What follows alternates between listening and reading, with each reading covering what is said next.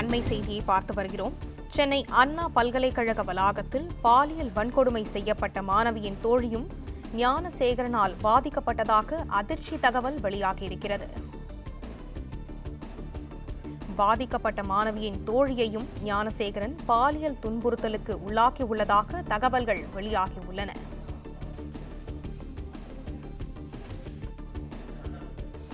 சென்னை அண்ணா பல்கலைக்கழக வளாகத்தில் பாலியல் வன்கொடுமை செய்யப்பட்ட மாணவியின் தோழியும் ஞானசேகரனால் பாதிக்கப்பட்டிருப்பதாக அதிர்ச்சி தகவல் ஒன்று வெளியாகியுள்ளது. மேலும் பாதிக்கப்பட்ட மாணவியின் தோழியும் ஞானசேகரன் பாலியல் துன்புறுத்தலுக்கு உள்ளாக்கியுள்ளதாக தகவல் வெளியாகியுள்ளன.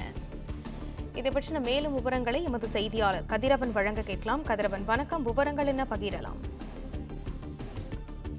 அண்ணா பல்கலை வளாகத்துல மாணவி பாதிக்கப்பட்ட விவகாரத்துல பல்வேறு அதிர்ச்சி தகவல்கள் தொடர்ந்து வெளியாகி வருகிறது. குறிப்பா பாதிக்கப்பட்ட மாணவியின் தோழியையும் கைது செய்யப்பட்ட ஞானசேகரன் பாலியல் துன்புறுத்தலுக்கு உள்ளாக்கி இருக்கிறான் என்ற ஒரு தகவல் வெளியாகி இருக்கிறது.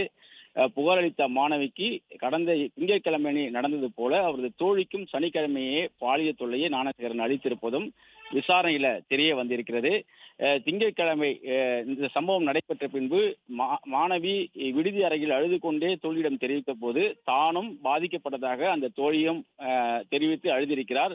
அதன் பிறகே இருவரும் கலந்து ஆலோசித்து காவல் நிலையத்தில் புகார் அளித்திருக்கிறார்கள். மறுநாள் காலை 10 மணி அளவில் காவல் கட்டுப்பாட்டு அறைக்கு திங்கட்கிழமை அன்னைக்கு பாதிக்கப்பட்ட மாணவி தரப்புல புகாரானது அளிக்கப்பட்டிருக்கிறது. பாதிக்கப்பட்ட மற்றொரு மாணவியிடமும் போலீசார் விசாரணை செய்து அதனை உறுதி செய்திருக்கிறார்கள். போலீசாரிடம் புகார் அளிக்க தயக்கம் காட்டி வரும் நிலையில அவரிடம் புகாரை பெற்று வழக்கு பதிவு செய்ய போலீசார் தீவிரம் காட்டி வருவதாகவும் தெரிய வந்திருக்கிறது. மேலும் ஞானசேகரின் தொலைபேசியில் பல்வேறு ஆபாச வீடியோக்கள் மட்டுமில்லாமல் சில மாணவர்களின் அடையாள அட்டைகளும் இருந்திருக்கின்றன. அது குறித்து கேட்டபோது முதலில் பிரியாணி கடையில் ரெகுலர் கஸ்டமர் என தெரிவித்த நிலையில போலீசார் தங்கள் பாணியில் விசாரித்த பிறகு மாணவர்கள் தங்கள் காதலியோடு தனிமையில் இருந்த போது அவர்களை தொடர்ந்து மிரட்டி வந்ததும் அவர்களது அந்த மாணவிகளை வந்துட்டு தங்கள் ஆசைக்கு இணங்க அவர் வற்புறுத்தி வந்ததும் தெரிய வந்திருக்கிறது.